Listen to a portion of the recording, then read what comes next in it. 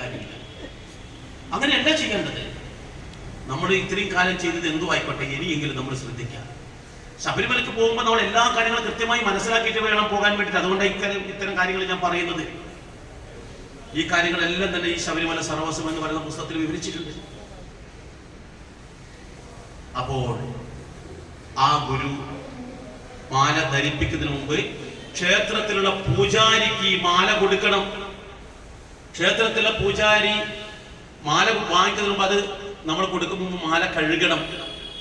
മാല കഴുകിയിട്ട് ക്ഷേത്രത്തിലെ പൂജാരിക്ക് ഇലയിലോ താലത്തിലോ വെച്ച് മാല കൊടുത്തു കഴിഞ്ഞാൽ അവര് പൂജിച്ച് നമുക്ക് തരും. ഗുരുസ്വാമി ഏറ്റുവാങ്ങും. ഏറ്റുവാങ്ങിച്ചു കഴിഞ്ഞാൽ ഇന്ന് നമ്മൾ കാണാം പലരും സ്വാമിയേ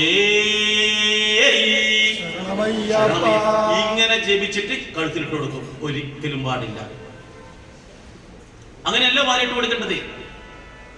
ജ്ഞാനമുദ്ര, ശാസ്ത്രമുദ്ര, ഗുരുമുദ്ര, നമാമ്യഹം എന്ന് പറയുന്ന ദീക്ഷാമന്ത്രമുണ്ട്. ഈ ദീക്ഷാമന്ത്രം ഞാൻ ഒരാളുടെ കഴുത്തിൽ മാലയിട്ട് കൊടുക്കുന്നുണ്ടെങ്കിൽ ഈ ദീക്ഷാമന്ത്രം ജപിച്ചിട്ട് വേണം അവരുടെ കഴുത്തിൽ മാലയിട്ട് കൊടുക്കാൻ. ഈ ദീക്ഷാമന്ത്രം എനിക്കെങ്ങനെ കിട്ടേണ്ടത്? എന്റെ ഗുരു എനിക്ക് പറഞ്ഞു തരണം. ശബരിമല സർവസ്വത്തിൽ ഞാൻ ആ മന്ത്രം കൊടുത്തിട്ടുണ്ട്. നമ്മുടെ ഈ പുസ്തകത്തിൽ ആ മന്ത്രമുണ്ട്. അത് എന്റെ ഗുരു എനിക്ക് പകർന്നു തരണം. ഞാൻ എല്ലാം കൊണ്ട് ഒരു ഗുരു ആവാൻ സാധ്യതയുണ്ട്. കാരണം ഇവൻ എല്ലാ കാര്യങ്ങളും പഠിച്ചു, ഇവൻ എനിക്ക് ആൾക്കാരെയും കൊണ്ട് പോകാനുള്ള പ്രാപ്തിയായെന്ന് കണ്ടാൽ ആ ഗുരു ആ ശിഷ്യനെ അരികിൽ വിളിച്ചിട്ട് ചെവിയിൽ ഓതിക്കൊടുക്കുന്ന മന്ത്രമാണ് ദീക്ഷാമന്ത്രം. അങ്ങനെയാണ് ഗുരുസ്വാമിയാകാനുള്ള ദീക്ഷ കിട്ടണം. അവന് മാത്രമേ ഗുരുസ്വാമി ആവാൻ പറ്റൂ. 40 കൊല്ലം പോയിട്ട് കാര്യമില്ല. ചിലപ്പോ 3 കൊല്ലം പോയാൽ മതി. എല്ലാ കാര്യങ്ങളും പഠിച്ചു. മണികണ്ഠൻ ഗുരുകുലത്ത് കേവലം 3 വർഷം കൊണ്ട് എല്ലാം പഠിച്ചതാ. അപ്പൊ 3 വർഷം പോയാൽ തന്നെ എല്ലാ കാര്യങ്ങളും പഠിക്കാൻ കഴിവുള്ള ഒരാളാണെങ്കിൽ, എല്ലാം ചെയ്യാൻ പ്രാപ്തിയുള്ള ആളാണെങ്കിൽ ആ ഗുരുവിന് അവന്റെ ചെവിയിൽ ആ ദീക്ഷാമന്ത്രം ചൊല്ലിക്കൊടുക്കാം. അങ്ങനെ ആ ദീക്ഷാമന്ത്രം ചൊല്ലിക്കൊടുത്തു കഴിഞ്ഞാൽ ഇപ്പൊ ഒരു 10 ആൾക്കാരുണ്ട്. 10 ആൾക്ക് വേണ്ടിയിട്ട് മന്ത്രം ചൊല്ലണ്ട. ഈ 10 മാലയും ചേർത്ത് പിടിച്ചിട്ട് ഒന്നിച്ച് ഈ മന്ത്രം ജപിച്ചിട്ട് ആദ്യമായിട്ട് മലക്ക് പോകുന്ന കന്നിക്കാരന്റെ കഴുത്തിലേക്ക് മാല ആദ്യം ഇട്ട് കൊടുക്കണം. 2ാം കന്നി, 3ാം കന്നി, അങ്ങനെയായിട്ട് ഓരോ ആൾക്കാരുടെ കഴുത്തിലേക്ക് മാലയിട്ട് കൊടുക്കണം. മനസ്സിലായില്ലേ? അങ്ങനെയാണോ നിങ്ങൾ മാലയിട്ടതെന്ന് എനിക്കറിയില്ല. ഇനിയെങ്കിലും ശ്രദ്ധിക്കാം. നിങ്ങളൊക്കെ നാളെ ഗുരുസ്വാമിമാരാകേണ്ടതാ. എന്റെ അമ്മയുടെ ചേച്ചി ഗുരുസ്വാമിയായിട്ട് സ്വാമിമാരെയും കൊണ്ട് പോകുന്നതാ. അതുകൊണ്ട് സ്ത്രീ ഗുരുസ്വാമിമാരില്ലാന്ന് ചിന്തിക്കണം കേട്ടോ. നിങ്ങൾക്കൊക്കെ നാളെ ഗുരുസ്വാമിമാരാകാം. പക്ഷെ എന്ത് വേണം? കൃത്യമായി കാര്യങ്ങൾ പഠിച്ച് മനസ്സിലാക്കണം. കുറെ കൊല്ലം പോയതുകൊണ്ട് കാര്യമില്ല. അങ്ങനെ ഈ മാല ധരിപ്പിച്ച് കൊടുത്തു കഴിഞ്ഞാൽ ആ സമയത്ത് ഈ ഗുരുവിന് ഗുരുദക്ഷിണ കൊടുക്കണം. എത്രയാ ഗുരുദക്ഷിണ കൊടുക്കേണ്ടത്? എത്രയാ?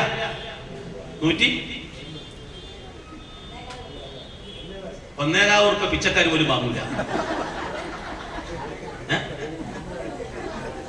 ഇത് കൊടുക്കുമ്പോൾ നമ്മള് ഗുരുവിന് കൊടുക്കുന്നത് നമ്മുടെ മനസ്സറിഞ്ഞിട്ട് എന്തും കൊടുക്കാം. ഇനി 1,000 നിങ്ങൾക്ക് തൃപ്തിയാണെങ്കിൽ നിങ്ങൾ 1,000 കൊടുത്തോ. പക്ഷെ എത്ര കിട്ടിയാലും ഇനിയും വേണമെന്ന ആർത്തി ഉണ്ടെങ്കിൽ അവൻ ഗുരുവല്ല.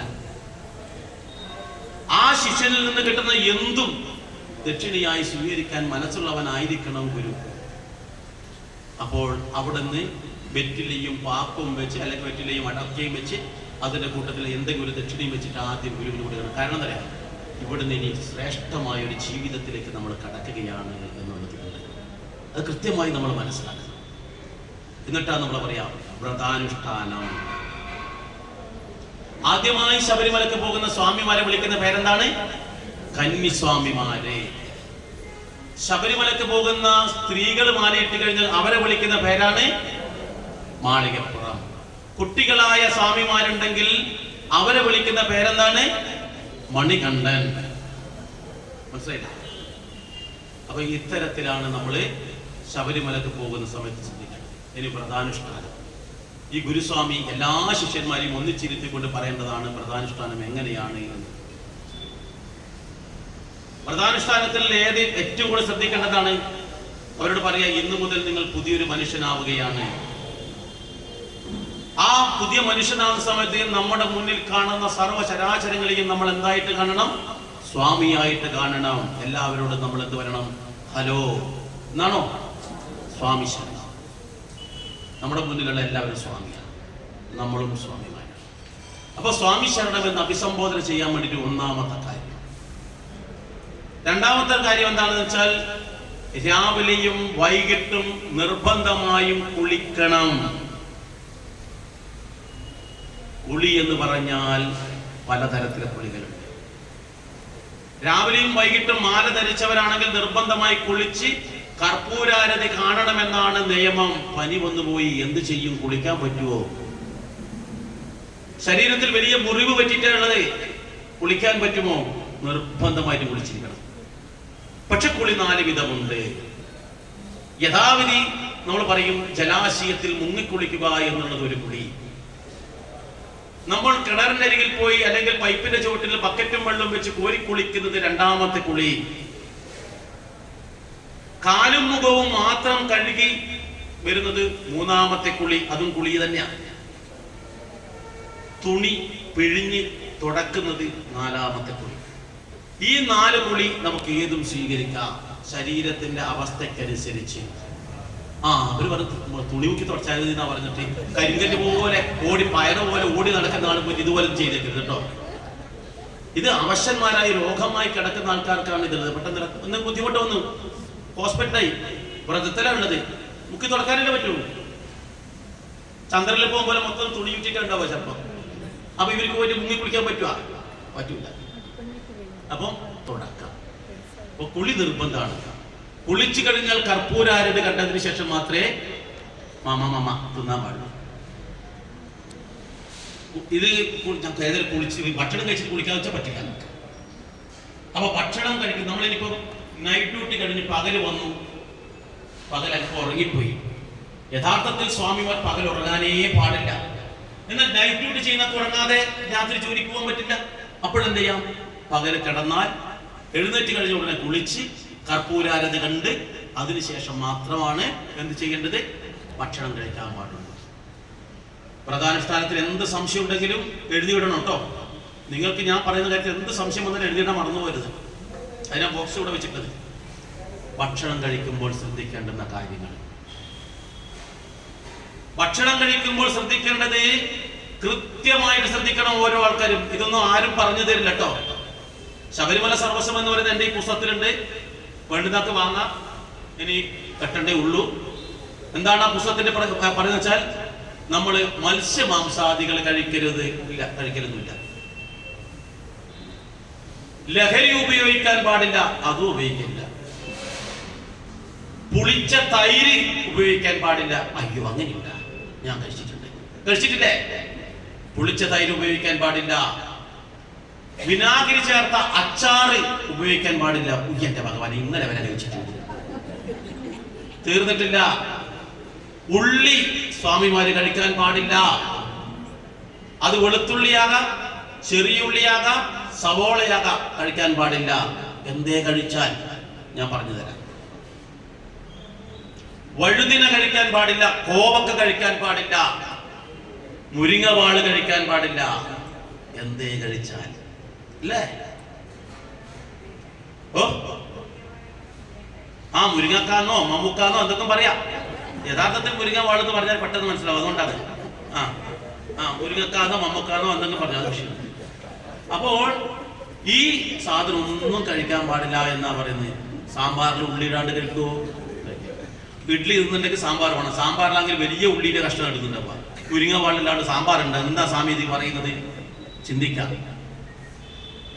കഴിഞ്ഞ ദിവസം കേരള കൗമുദി എന്ന് പറയുന്ന ചാനലിൽ സുഭാഷ് തന്ത്രി ഒരു അഭിപ്രായം പറയുന്നറിയാം.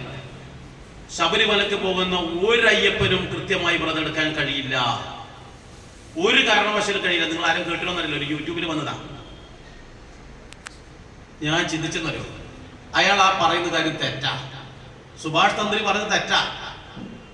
അയാള് ശബരിമലക്ക് ഇതുവരെ പോയിട്ടില്ല, വ്രതം എടുത്തില്ല എന്ന് ഞാൻ പറയും.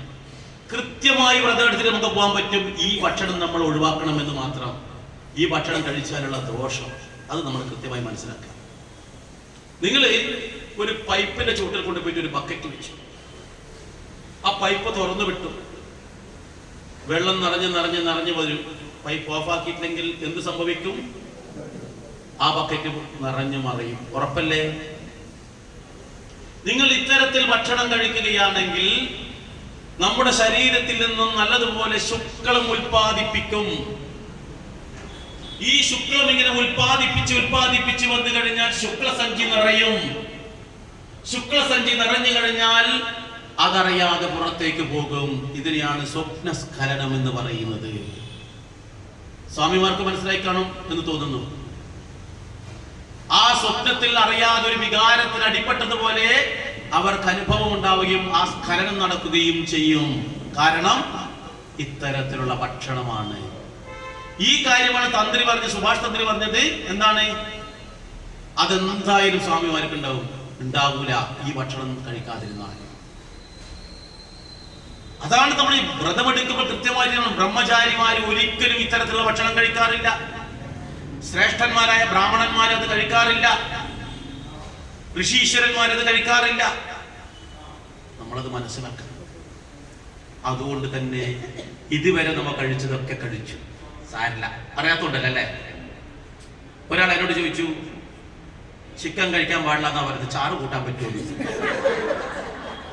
ചിക്കൻ അല്ലേ കഴിക്കാണ്ട് ചാറ് കൂട്ടിക്കൂടെ സാമീന്ന്. ഞാൻ പറഞ്ഞു, നിനക്കാൾ നല്ല പോവാണ്ടിരിക്കുന്ന കാര്യം. നിങ്ങൾ സ്ഥിരമായിട്ട് ചിക്കനോ ചാറോ എന്ത് വേണം കൂട്ടിക്കോ. അപ്പോൾ പ്രധാനുഷ്ഠാനത്തിന്റെ അകത്ത് ഭക്ഷണം പാകം ചെയ്യുന്ന സമയത്ത് നമ്മൾ ശ്രദ്ധിക്കേണ്ടതറിയോ? ഭക്ഷണം പാകം ചെയ്യുമ്പോൾ ഇത് സ്വാമിക്ക് വേണ്ടി ഉണ്ടാക്കുന്നതാണെന്ന ചിന്തയോടുകൂടി വേണം ഭക്ഷണം പാകം ചെയ്യാൻ. ആർക്കാണ്? സാക്ഷാൽ ശ്രീ ധർമ്മശാസ്താവിന് വേണ്ടി ഉണ്ടാക്കുന്നതാണെന്ന ചിന്തയോടുകൂടി, ഭക്തിയോടുകൂടി, നാമജപത്തോടുകൂടി വേണം ഭക്ഷണം പാകം ചെയ്യാൻ. അല്ലാതെ സീരിയലിലെ കഥ പറഞ്ഞുകൊണ്ടല്ല, മരുമോളെ കുറ്റം പറഞ്ഞുകൊണ്ടല്ല. എന്താ പറയാന്നറിയാ? ഓക്ക് ശുദ്ധിയില്ല, ഇങ്ങനെ പറയാ. ഭർത്താവിന്റെ അമ്മ മാറിയിട്ടിട്ടുള്ളത്. അപ്പോ മകന്റെ ഭാര്യയോടെ പറഞ്ഞത്, നിനക്ക് ഇവിടെ വൃത്തിയില്ല, അങ്ങനെയാണ് ഇങ്ങനെ, നീ കുറ്റം പറഞ്ഞുകൊണ്ട് ഭക്ഷണം ഉണ്ടാക്കരുത്. അങ്ങനെ ഭക്ഷണം ഉണ്ടാക്കുമ്പോൾ കുറ്റം പറഞ്ഞുണ്ടാക്കുന്ന ഭക്ഷണത്തിനും അതിൻ്റെതായ ദോഷങ്ങളെ ഉണ്ടാക്കൂ.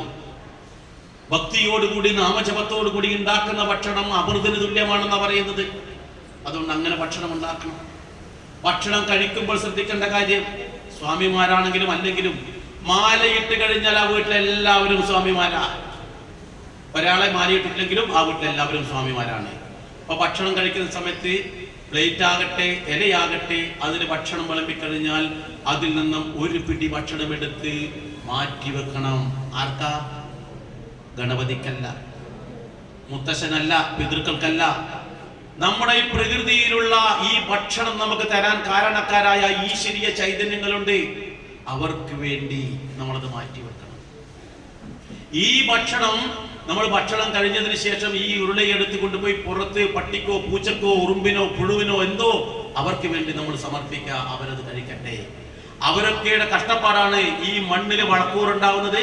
പല പുഴുകളും കൃമികളും മണ്ണിരെയും ഒക്കെ പ്രയത്നിച്ചിട്ടാണ്. അപ്പൊ അതൊക്കെ നമ്മൾക്ക് ഗുണകരമായി പ്രവർത്തിച്ചിട്ടുണ്ടെങ്കിൽ അതിന്റെ ഒരു ഓഹരി അവർക്കും കൂടി അവകാശപ്പെട്ടതാണ്. ഭക്ഷണം കഴിക്കുമ്പോൾ നമ്മളത് പ്രാർത്ഥിക്കണം. ഭക്ഷണത്തിന് മുന്നിലിരുന്നിട്ട് ഓം എന്തു നദയോ വർഷന്തു വർജന്യാഹ സുബിഫലാഹോഷതയോ ഭവന്തു അന്നവദാ ഓദരവദാ മാഭിക്ഷവദ എന്നുള്ള മന്ത്രം ജപിക്ക. അയ്യോ എനിക്കതറിയില്ല, വേണ്ട, ടെൻഷൻ അടിക്കണ്ട, നാവുളിക്കണ്ട. ഭക്ഷണം കഴിക്കുമ്പോൾ ഈ മന്ത്രം ജപിക്കുമ്പോൾ ചില ആൾക്കാരുടെ നാവുളിക്ക് പോയിട്ട് പിന്നെ ഭക്ഷണം കഴിക്കാനും കഴിയില്ല. അതുകൊണ്ട് നിങ്ങൾ ഒന്നും ശ്രദ്ധിക്കണം, പേടിക്കാനില്ല. ഭഗവാനെ, ഈ അന്നം എത്രയോ ജീവജാലങ്ങളുടെ കഠിനമായ പരിശ്രമത്തിലൂടെ എനിക്കായി സമർപ്പിച്ചിട്ടുള്ള അങ്ങേക്ക് നന്ദി പറയട്ടെ എന്ന് പറഞ്ഞിട്ട് നിങ്ങൾ കഴിക്കാം.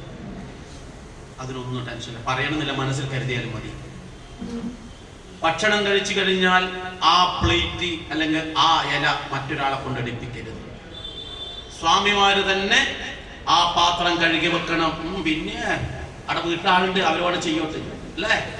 ചെയ്യാൻ പാടില്ല. സ്വാമിമാര് മറ്റുള്ളവർക്ക് ബാധ്യതയാകരുത്.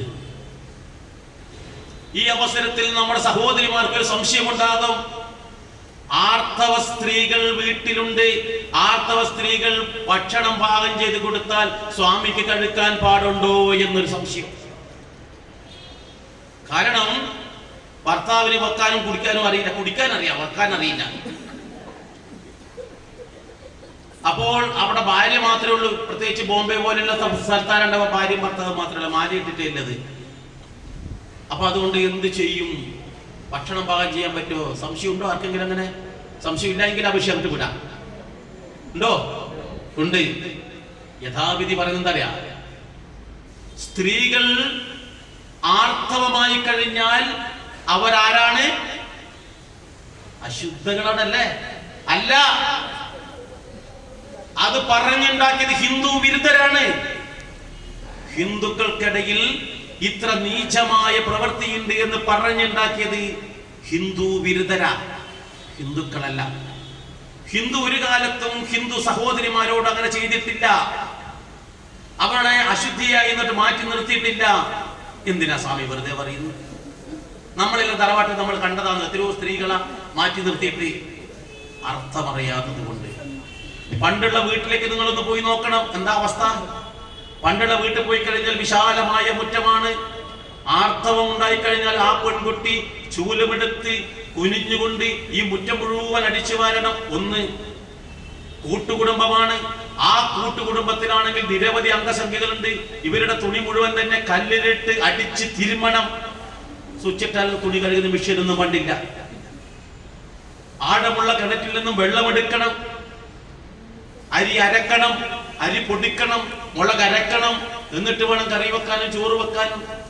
പണ്ടുള്ള അടുപ്പ് എന്ന് പറഞ്ഞാൽ നിരത്ത 3 കല്ല് മാത്രം വെച്ചിട്ട് അതിന്റെ മുകളിൽ വെച്ചിട്ടാണ് പാകം ചെയ്തിരുന്നത്. അങ്ങനെ വെച്ച ആൾക്കാരുണ്ടെങ്കിൽ ഒന്ന് കൈവെക്കും, കണ്ട ആൾക്കാരുണ്ടെങ്കിൽ കൈവെക്കും.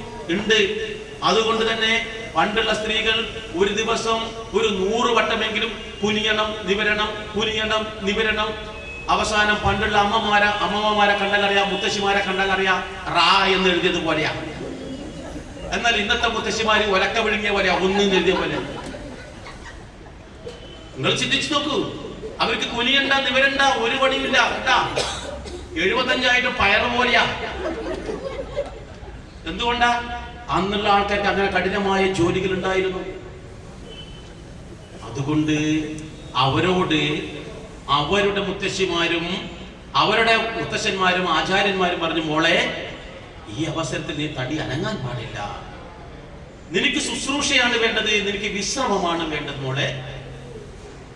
കൂട്ടുകുടുംബമാണ്. അതുകൊണ്ട് നീ ഒരു കാര്യം ചെയ്ത് ആ മുറിയിൽ പോയിട്ട് റെസ്റ്റ് എടുക്കൂ. നിന്റെ ആർത്തവ രക്തം വരുന്നത് നിലനിൽക്കുന്ന ഇല്ലാതെയാകുന്നത് വരെ അവിടെ റെസ്റ്റ് എടുക്കാം. ചില ആൾക്കാർക്ക് 3 ദിവസമായിരിക്കും, ചില ആൾക്ക് 5 ദിവസമായിരിക്കും, 7 ദിവസമായിരിക്കും, 12 ദിവസമായി അതിന് രക്തം നിൽക്കാത്ത സ്ഥലം ആൾക്കാരുണ്ട്. അപ്പൊ അതിനനുസരിച്ച് അവർക്ക് റെസ്റ്റ് കൊടുത്തു. അവർക്കുള്ള ഭക്ഷണമടക്കം ഉണ്ടാക്കിയിട്ട് അവരുടെ മുറിയുടെ അരികിൽ കൊണ്ടു കൊടുക്കുക ചെയ്യാം. വെള്ളമടക്കം 1 ഗ്ലാസ് വെള്ളം പോലെ അവരെടുക്കാൻ വിടാറില്ല. എന്തുകൊണ്ടാ? അവർക്ക് റെസ്റ്റ് വേണം. മറ്റൊരു കാര്യം കൂടിയുണ്ട്. ഈ ഒരു അവസരത്തിൽ ആർത്തവമാകുന്ന ആ സമയം ഇവരുടെ ശരീരം ആകെ ചൂടായിരിക്കും. പുരുഷന്മാർക്ക് ചിലപ്പോൾ മനസ്സിലാവും ഭാര്യമാരുടെ അവസ്ഥ. തലവേദന ഉണ്ടാവും ചില ആൾക്കാർക്ക്, പെട്ടെന്ന് ദേഷ്യം വരും. കൂട്ടുകുടുംബാണ്. ഈ കൂട്ടുകുടുംബത്തിൽ ഇവർ അടുക്കളയിലൊക്കെ പോകുന്ന സമയത്ത് ഭർത്താവിനെ അവർ എന്തെങ്കിലും പറയുമ്പോൾ ഈ പെൺകുട്ടിക്ക് ചിലപ്പോൾ ഇഷ്ടപ്പെട്ടെന്ന് വരില്ല. കാരണം പെട്ടെന്ന് ചൂട്, ശരീരം ചൂട്, തലവേദന, പെട്ടെന്ന് ദേഷ്യം വരും. എന്തെങ്കിലും ഒന്ന് പറഞ്ഞു കഴിഞ്ഞാൽ ഭർത്താവിന്റെ അമ്മ ചിലപ്പോൾ ചെലവെടുത്ത് തലക്കടിക്കും. അതുകൊണ്ട് അടുക്കളയിലേക്ക് വരണ്ട, കാരണം അന്തരീക്ഷം, കുടുംബാന്തരീക്ഷം നഷ്ടപ്പെടും. എന്നാൽ അന്ന് ആ മുത്തശ്ശിമാര് ഈ മരുമക്കൾക്ക് പറഞ്ഞു കൊടുത്തൊരു കാര്യമുണ്ട് കേട്ടോ. ഇന്ന് നിങ്ങൾ ചെയ്യുന്നുണ്ടോ എന്ന് എനിക്കറിയില്ല. ആർത്തവമാകുന്നതിന്റെ ഒരു 5 ദിവസം മുന്നേ നമ്മൾക്കറിയാം എപ്പോഴാവുമെന്ന്. തലേന്ന് കിടക്കുന്ന അവസരത്തിൽ ഒരു 4ഓ 5ഓ ഈത്തപ്പഴം തിന്നാൻ പറയും. ആ രാത്രി കിടക്കുന്ന അവസരത്തിൽ 1 ഗ്ലാസ് വെള്ളത്തിൽ 6ഓ 8ഓ കറുത്ത ഉണങ്ങിയ മുന്തിരിങ്ങ ഇടാൻ വേണ്ടി പറയും. രാവിലെ ആ മുന്തിരി നല്ലപോലെ വെള്ളത്തിൽ ഞരടി അത് കുടിക്കാൻ പറയും. ആർത്തവമാകുന്നതേ അറിയില്ല. ഒരു തലവേദനയും ഉണ്ടാകില്ല, ഒരു ദേഷ്യവും വരില്ല, ഒരു വയറുവേദനയും ഉണ്ടാകില്ല. ഇത് പണ്ട് കാലങ്ങളിൽ ചെയ്തതാ. ആരെങ്കിലും ചെയ്യുന്നുണ്ടോ ഇന്ന്? ആരാ പറഞ്ഞു തരാനില്ല? ആരാ പറഞ്ഞു കൊടുക്കാനുള്ളത്? നമ്മൾ നമ്മുടെ മക്കൾക്ക് പറഞ്ഞു കൊടുക്കണം. അയ്യപ്പ സത്രത്തിൽ വരുമ്പോൾ ഒരാൾക്കല്ല, എല്ലാവർക്കും ഗുണമുള്ള കാര്യങ്ങളാണ് കിട്ടുന്നത്. അപ്പോൾ ഇങ്ങനെയുള്ള ആർത്തവ സ്ത്രീകൾ ഭക്ഷണം വെച്ചിട്ട് നമ്മൾ മമനാക്കണല്ലേ? അവരെ കൊണ്ട് ഭക്ഷണം പാകം ചെയ്യിക്കരുത്. സ്വാമിമാര് അവർക്കാവും വിധത്തിലുള്ള ഭക്ഷണം ഉണ്ടാക്കി കൊടുക്കുക, അവർക്ക് ഉണ്ടാക്കി കൊടുക്കണം. അപ്പോൾ ആർത്തവ സ്ത്രീകളെ കാണാൻ പാടുണ്ടോ? ആർത്തവ സ്ത്രീകളെ തൊടാൻ പാടുണ്ടോ? ഇല്ലേ? പല ആൾക്കാരും പറയാനല്ലേ സ്വാമിയാണ്, അയ്യോ ആർത്തവ സ്ത്രീകളെ കാണാൻ പാടില്ല, തൊടാൻ പാടില്ല. ഞാൻ ഇവിടെയുള്ള എല്ലാ സ്വാമിമാരോടും ഒന്ന് പറയട്ടെ, നിങ്ങൾ എല്ലാവരും മാലയിട്ടിട്ടാണുള്ളതെന്നിരിക്കട്ടെ, നിങ്ങൾ നിങ്ങളുടെ വീടിന്റെ ഉമ്മറത്ത് ഇങ്ങനെ നിൽക്കുകയാണെന്നിരിക്കട്ടെ, നിങ്ങൾക്കൊരു മകളുണ്ടെന്നിരിക്കട്ടെ, ആ മകള് ആർത്തവമായ സമയമാണെന്നിരിക്കട്ടെ, അവള് നിങ്ങൾ ഉമ്മറത്ത് നിൽക്കുമ്പോൾ വീടിന്റെ മുന്നിലെ ഗേറ്റും കടന്ന് അവൾ ഇങ്ങോട്ട് വരിക, അവളുടെ കയ്യിൽ ഒരു ഭാരമുള്ള എന്തോ വസ്തു ഉണ്ടെന്നിരിക്കട്ടെ, തലയിലോ കയ്യിലോ തോളിലോ ഒന്നും കണ്ടിരിക്കട്ടെ, വീടിന്റെ ഉമ്മറത്തെത്താനാകുമ്പോൾ അവൾ പെട്ടെന്ന് തല കറങ്ങി അവിടെ വീണുന്നിരിക്കട്ടെ, നിങ്ങൾ മാലയിട്ട സ്വാമിയാണെന്നിരിക്കട്ടെ, നിങ്ങൾ എന്താ പറയാ, അയ്യോ നാട്ടുകാരെ എന്റെ മോൾ ഇവിടെ വീണുപോയി, ഓടിവായോ ഓടിവായോ എന്ന് പറയോ? അല്ലെങ്കിൽ നിങ്ങൾ ഓടിച്ചെന്ന് ആ കുട്ടിയെ വാരികെടുത്ത് ഹോസ്പിറ്റലിൽ കൊണ്ടുപോവോ? എന്ത് ചെയ്യും? പാപമല്ലേ? സ്വാമിമാര് തൊടാൻ പാടുണ്ടോ? കാണാൻ പാടുണ്ടോ? എന്ത് ചെയ്യും? സ്വാമി എന്ന് പറയുന്നതിന്റെ അർത്ഥം മനസ്സിലാക്കാത്ത ആൾക്കാരാണ് ഇക്കാര്യം പറയുന്നത്. സ്വാമി എന്ന് പറഞ്ഞാൽ രക്ഷകൻ എന്നാണ് അർത്ഥം, നാഥൻ എന്നാണ് അർത്ഥം. നമ്മൾ അവരുടെ നാഥനാണ്, നമ്മൾ അവരുടെ രക്ഷകനാണ്. ഒരാൾ ഒരു ബുദ്ധിമുട്ട് അനുഭവിക്കുമ്പോൾ, ഒരാൾ ഒരു വിഷമം അനുഭവിക്കുമ്പോൾ, ഒരാൾ ഒരു യാതന അനുഭവിക്കുമ്പോൾ, വേദന കൊണ്ട് പൊളിയുമ്പോൾ അവർക്ക് സഹായമായി വർത്തിക്കേണ്ടവനാണ് സ്വാമി. നമ്മൾ എന്തിനാണ് ഭഗവാന്റെ മുന്നിൽ പോയി പ്രാർത്ഥിക്കുന്നത്? എന്നെ രക്ഷിക്കണേ ഭഗവാനെ എന്നാണ് പറയുന്നത്. അപ്പൊ നമ്മളെല്ലാം സ്വാമിമാരാകുമ്പോൾ നമ്മൾ അവരെ രക്ഷിക്കാനുള്ള ഉത്തരവാദിത്തം നമുക്കില്ലേ? ആർത്തവത്തിന്റെ പേര് പറഞ്ഞ് നമ്മൾ അവരെ മാറ്റി നിർത്തരുത്. ചിന്തിക്കണം. നമ്മൾ മാലയിട്ട് കഴിഞ്ഞാൽ അവര് മറ്റുള്ളവരിൽ നിന്നും അകന്നു ജീവിക്കേണ്ടവരല്ല, മറ്റുള്ളവരിലേക്ക് അടുത്ത് ചെന്ന് അവർക്ക് സ്വാന്തനമേകേണ്ടവരാണ് സ്വാമിമാര്. ഇതെല്ലാം കേൾക്കുമ്പോ ചിലപ്പോ എന്നോട് പലർക്കും ദേഷ്യം തോന്നും, പക്ഷെ യാഥാർത്ഥ്യം അതാണ്, പറയാതിരിക്കാൻ പറ്റില്ല. അപ്പോൾ വീട്ടില് ഇപ്പൊ ഫ്ലാറ്റിൽ താമസിക്കാം, ഭാര്യയുണ്ട് ഭർത്താവുണ്ട്, മാലയിട്ടിട്ടല്ലത്. മാറി താമസിക്കണോ? എന്തിനാ മാറി താമസിക്കുന്നത്? മാറി താമസിക്കണമെന്ന് വെച്ചിട്ട് നിരവധി ആൾക്കാർ എന്നെ ഫോൺ ചെയ്യാറുണ്ട്. സ്വാമിമാർക്ക് ശുദ്ധിയും അശുദ്ധിയും ഇല്ല, ഈശ്വരന് ശുദ്ധിയും അശുദ്ധിയില്ല. ഈശ്വരൻ എല്ലായിടത്തും നിറഞ്ഞു കിടക്കുക. മണ്ണിനും മിണ്ണിനും തൂണിലും തുരുമ്പിലും കരുണാമയനായി അവൻ നമ്മുടെ കരളിലും ഉണ്ട് എന്നാ പറയുന്നത്. ഈശ്വരന് ജാതിയില്ല, മതമില്ല, ഈശ്വരന് അശുദ്ധിയില്ല. അങ്ങനെ ഈശ്വരൻ അശുദ്ധിയില്ലാത്തത് കൊണ്ട് തന്നെ ഈശ്വരനെ അശുദ്ധമാക്കാൻ ആർക്കും കഴിയുകയുമില്ല. അപ്പോൾ ഇവിടെ ഒരു സഹോദരി അവൾ ആർത്തവ സ്ത്രീ ആയിട്ടുണ്ടെങ്കിൽ നമ്മൾ ചിന്തിക്കണം, നേരെ ചെങ്ങന്നൂർ മഹാദേവ ക്ഷേത്രത്തിലേക്ക് പോകണം. അശുദ്ധയാണ് എന്ന് പറയുമ്പോൾ 2012 ഇറങ്ങിയ തിരുവാഭരണം എന്ന് പറയുന്ന പുസ്തകം മലയാള മനോരമയുടെ, ഈ പുസ്തകത്തിലെ മരിച്ചുപോയ ശബരിമല തന്ത്രി കണ്ഠര് മഹേശ്വരരുടെ ഭാര്യ ദേവകീ അന്തർജനം എഴുതിയ ഒരു റിപ്പോർട്ട് ഞാൻ നിങ്ങൾക്ക് മുന്നിൽ വായിക്കാം. എന്താണ്? സ്ത്രീകളെ കാണാൻ പാടുണ്ടോ, തൊടാൻ പാടുണ്ടോ, ആർത്തവമല്ലേ എന്ന് പറയുന്ന ആൾക്കാർക്കുള്ള മറുപടി ആയിട്ടാണ് ശബരിമലയുടെ മേൽശാന്തി ആയിട്ടുള്ള കണ്ഠര് മഹേശ്വരരുടെ ഭാര്യ എഴുതിയിട്ടുള്ള ഈ റിപ്പോർട്ട്. എവിടെയാണത്? കാണുന്നില്ല, ഒളിച്ചു കളിക്കുന്നത്. കിട്ടി. ചെങ്ങന്നൂർ മഹാദേവ ക്ഷേത്രത്തിലെ താഴ്മൺമഠത്തിലെ തന്ത്രിമാർ, അവരാണ് അവിടുത്തെ പൂജ കാര്യങ്ങളൊക്കെ ചെയ്യുന്നത്. ചെങ്ങന്നൂർ മഹാദേവ ക്ഷേത്രത്തിലെ ദേവി തൃപ്പുത്താവുക എന്നൊരു ചടങ്ങുണ്ട്. എന്താ അറിയോ? ആ ദേവിക്ക് ആർത്തവമായി എന്നുള്ളതാ. ദേവിക്ക് ആ തൃപ്പുത്താകുന്നത് സാക്ഷ്യപ്പെടുത്തുന്നത് എന്റെ നിയോഗമാണ്, എന്റേതല്ലേ, ദേവകീ അന്തർജനം പറഞ്ഞതാ. ഒരു കുടുംബത്തിൽ വരുന്ന മൂത്ത മരുമകൾക്കാണ് ഈ സ്ഥാനം കിട്ടുക. ഇവിടുത്തെ അമ്മയാണ് എനിക്കിത് പറഞ്ഞു തന്നത്. അമ്മയുടെ മരണശേഷമാണ് എനിക്ക് സ്ഥാനം ലഭിച്ചത്. ഇപ്പോൾ എന്റെ മരുമകളെ ഞാൻ പഠിപ്പിക്കുന്നുണ്ട്. ദേവി തൃപ്പുത്താകുന്നത് ആചാര നിബന്ധവും അനുഷ്ഠാനപരവുമാണ്. ദേവിയുടെ ഉടയാടകൾ പുറത്തേക്ക് എടുക്കുമ്പോൾ മേൽശാന്തി അതൊന്ന് പരിശോധിക്കും. അതിൽ എന്തെങ്കിലും അടയാളം കണ്ടാൽ മേൽശാന്തി ഉടയാടിയുമായി നേരെ എന്റെ മഠത്തിലേക്ക് വരും. അത് പരിശോധിച്ച് ഉറപ്പുവരുത്തുകയാണ് എന്റെ ഉത്തരവാദിത്വം. അവിടുന്ന് എഴുതി കൊടുക്കും പോലും ഇങ്ങനെ ആയിട്ടുണ്ട്. അങ്ങനെ ആയിക്കഴിഞ്ഞാൽ പിന്നെ അവിടെ പ്രത്യേക പൂജകളാ. അതിനുശേഷം ചെയ്യുന്ന ഒരു ചടങ്ങുണ്ട്, അതാണ് നമ്മൾ കേൾക്കേണ്ടത്. ദേവിയുടെ ആർത്തവ വസ്ത്രമായിട്ടുള്ള ഉടയാട ലേലം ചെയ്ത് വിൽക്കുകയാ ചെയ്യുന്നത്. അറിയോ? അതാർക്കെങ്കിലും അറിയുന്നത് കൈവക്ക്. ശരിയല്ലേ ഞാൻ പറഞ്ഞത്? ദേവിയുടെ ആർത്തവമായ വസ്ത്രം ലേലം ചെയ്ത് വിൽക്കുന്നു തിരുവിതാംകൂർ ദേവസ്വമെങ്കിൽ, നമ്മുടെ വീട്ടിലെ ദേവിയെ പോലെയുള്ള നമ്മുടെ ഭാര്യയുടെ ഒന്ന് നോക്കിപ്പോയി, ഒന്ന് കണ്ടുപോയി എന്ന് വിചാരിച്ച് എന്ത് ദോഷമുള്ളത്? അങ്ങനെയുള്ളവരാണെങ്കിൽ മാല ധരിച്ചു, അവര് ബസ്സിലെ കണ്ടക്ടറാണ്, ടിക്കറ്റ് മുറിക്കാൻ കയറുമ്പോഴാണ് മുന്നിൽ നിറയെ സ്ത്രീകൾ. ആ ബസ്സിൽ ആർത്തവമുള്ള സ്ത്രീകളെല്ലാം ബേക്കോട്ട് പോ. ടിക്കറ്റ് എടുക്കണതിന് വേറെ ആരെങ്കിലും കയ്യിൽ കൊടുക്ക് എന്ന് കണ്ടക്ടർ പറയണേ. അതിന് ബേക്കോട്ട് പോകുമ്പോ ഇപ്പം ബേക്കോട്ട് വന്ന ആളെല്ലാം മുന്നോട്ട് പോ പറയാൻ പറ്റുവാ? തീർന്നിട്ടില്ല. ഒരു കച്ചവടത്തിൽ സാധനം വാങ്ങാൻ വേണ്ടി പോകുന്ന ഒരു പെൺകുട്ടി അല്ലെങ്കിൽ ഒരു സ്വാമി വാങ്ങാൻ പോവാ. ഓരോ കടയിലെ സ്ത്രീകളോട് ചോദിക്കണം, അർത്ഥമാണോ അർത്ഥമാണോ അർത്ഥമാണോ? പറ്റുമോ? നമ്മൾക്ക് അശുദ്ധിയില്ല. സ്വാമിമാർക്ക് ശുദ്ധിയും അശുദ്ധിയില്ല. എല്ലാം തന്നെ അവർ ഈശ്വരമയമാണ്. ഈശ്വരനെ കുറിച്ച് മാത്രം ചിന്തിക്കുമ്പോൾ അവർക്ക് എന്ത് ശുദ്ധിയും അശുദ്ധിയും ഒന്നുമില്ല. എന്റെ വീട്ടില് ഭാര്യയും മകളും ഇങ്ങനെ ആയിക്കഴിഞ്ഞാൽ ഞാൻ പറയും, നിങ്ങൾ ആ മുറിയിൽ താമസിച്ചു, എന്റെ സാധനങ്ങൾ നിങ്ങൾ ആരും എടുക്കണ്ട. സ്വാമിമാരാണ് ശ്രദ്ധിക്കേണ്ടത്, അവരുടെ സാധനങ്ങൾ എടുക്കാതിരിക്കുക. ഒന്ന് കണ്ടുപോയി, ഒരു തുണി തൊട്ടുപോയി, ഒരു ദോഷവും കേട്ടോ. അതിനൊന്നും ഇവരെ ആർത്തവരൊക്കെ നിർപ്പിച്ചിട്ടൊന്നുമില്ല. അന്ധവിശ്വാസങ്ങളെ നമ്മളിലേക്ക് അടിച്ചേൽപ്പിക്കുക ചെയ്ത് ചില ആൾക്കാർ. കൃത്യമായി നമ്മൾ ചിന്തിക്കണം, ഒരു ദോഷവുമില്ല. പിന്നെയും ചോദിക്കും ഒരാള്, സ്വാമി മാലയിട്ട് നമുക്ക് വേണ്ടപ്പെട്ട ഒരാൾ മരിച്ചുപോയി, കാണാൻ പോകാൻ പറ്റുമോ? കാണാൻ പോകാൻ പറ്റുമോ എന്നുള്ള ചോദ്യത്തിന് ഉത്തരം ഞാൻ ഇവിടെ പറഞ്ഞു. നമ്മൾ സ്വാമി എന്ന് പറഞ്ഞതിന്റെ അർത്ഥം എന്താണ്? നാഥനാണ്, രക്ഷകനാണ്. രക്ഷകൻ എന്ന വാക്ക് നമ്മൾ കൃത്യമായി മുറുക്ക പിടിക്കണം. അടുത്ത വീട്ടിലൊരാൾ മരിച്ചു, അവിടെ സഹായത്തിന് ആരുമില്ല. ആരും സഹായത്തിനില്ല എങ്കിൽ അവിടെ സഹായിയായി വർത്തിക്കേണ്ടത് ആരാ?